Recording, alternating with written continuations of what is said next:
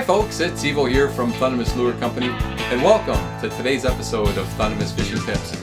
We're going to take a look at a few more of our subscriber questions and share them with you today. In fact, one of our longtime subscribers, Michael, wrote in and asked, when you're fishing for salmon, what is your favorite hook size to use?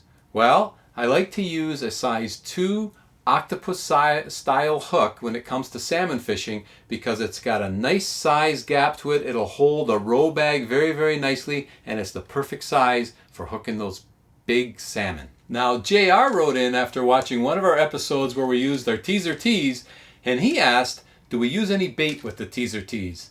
Well, in that particular episode we did not use any bait. You don't have to use bait with these teasers because they'll just work their way along the water and the aggressive fish will just attack them. However, if you have a day where the fishing is slow and you need to entice that bite, then by all means you can add a little bit of bait.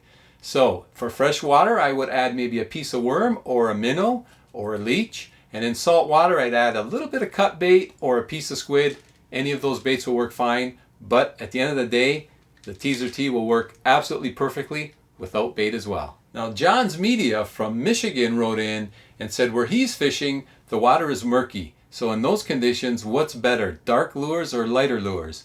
Well, when it comes to murky water, if you've got a gold-based lure or a silver-based lure, run with the gold. Gold works best under murky conditions or darker conditions, whereas silver reflects better in clear water conditions. So thanks for taking time and dropping us those great comments that you do and the questions. Feel free to ask more questions, and let's not forget about our boatless angler. If you have any questions for Antonio, drop us a line as well.